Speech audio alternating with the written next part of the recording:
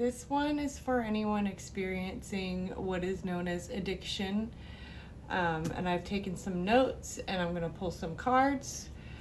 And what I'm hearing right away is that maybe you have a soft spot for your addiction. You know, maybe you are starting to stop and you sort of get to a place where you realize you want to do it more than you don't want to do it.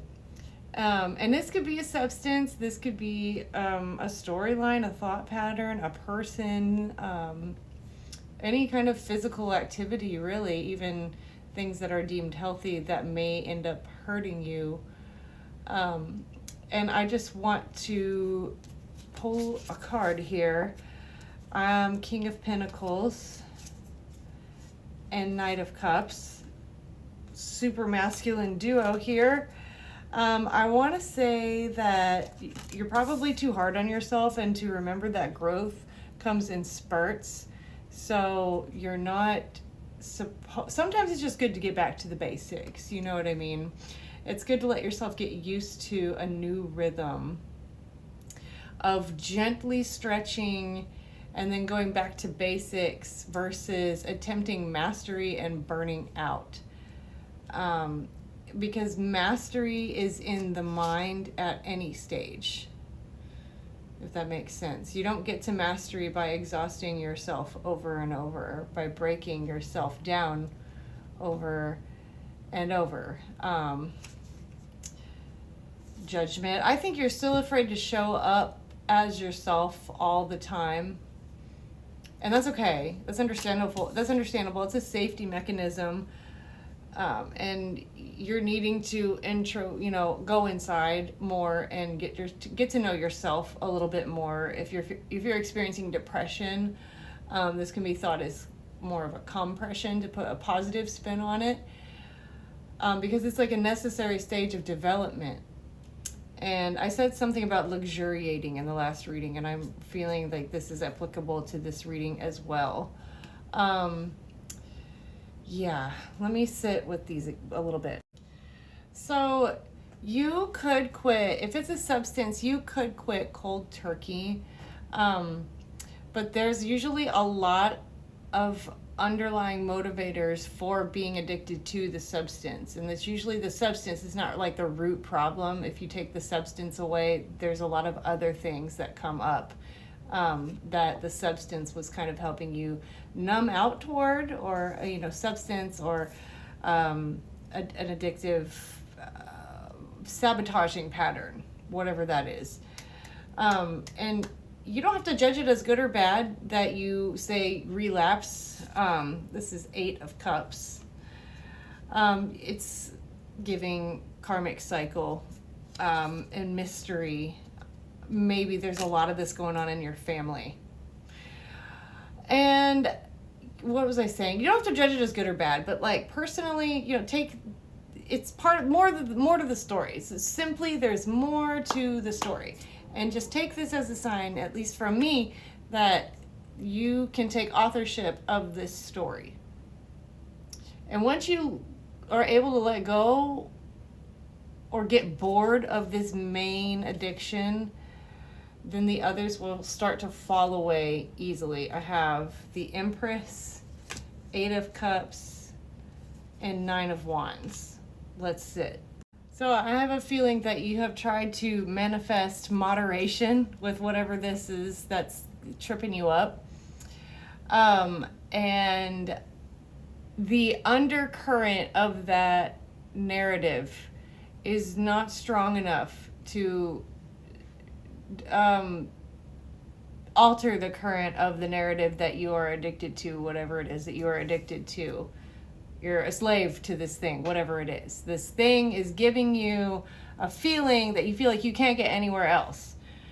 And yeah, you've tried to moderate. Like, you've tried to be like, well, technically, if I just do a little bit of it, sometimes it's actually not that healthy. And even healthy things can be unhealthy if you do them too much. And like, yeah. But if you gotta be honest with yourself. Maybe your body has stepped in and has given you intervention to be like, actually, no, this is not a thing that you need. This is not a thing that you even really want. You have basically like convinced yourself that, and this is kind of a tainted place to be, that you need this thing. You've basically enchanted this pattern, this substance, this whatever it is you're addicted to. You've enchanted it, and you just need to either enchant something else, or hold on. I think there is more flavor in the other emotions that you haven't tapped into, such as contentment and curiosity and connection, versus these intense emotions that the addiction brings you, such as despair and euphoria. Very polarizing, opposite feelings that resemble probably patterns that you were brought up with in childhood. So yeah, the whatever it is that you are addicted to, if you're still listening to this, you know on the inside that you're not going to be able to moderate it, or not going to even really want to moderate it. What you actually want is to let it go. That's an easier thing for you to do. That is the path of least resistance, is to go ahead and write the rest of this addiction story. Because you get pain and pleasure mixed up with addiction, right? You're hangman in reverse.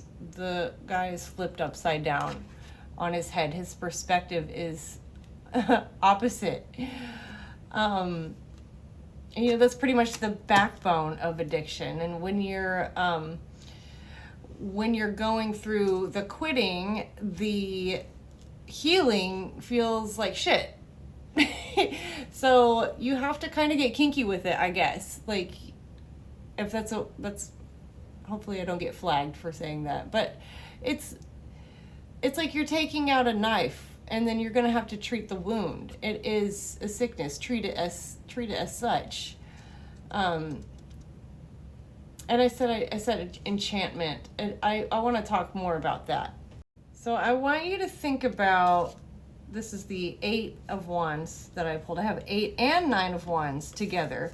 Think about the moment you know you're going to go ahead and do the thing again, whatever that is, the addictive thing.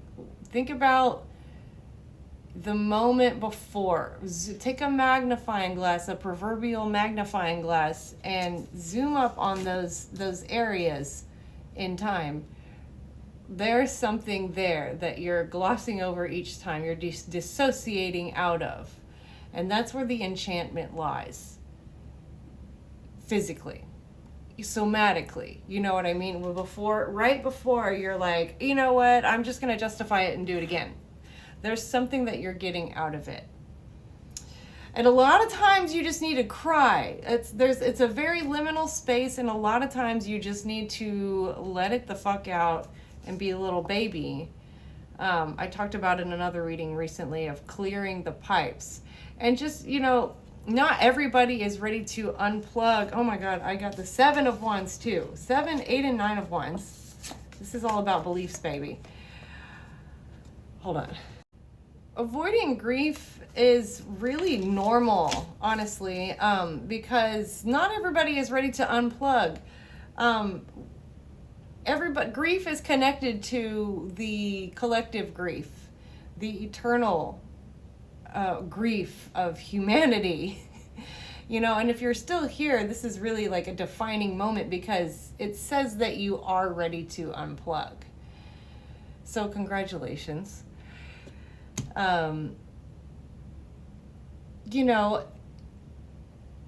It's okay that it's kind of a pleasurable activity. It's okay that you kind of like it. It's okay that it did something for you. It's okay that it was poetic and exciting, and it honestly kind of helped your personality develop, good or bad.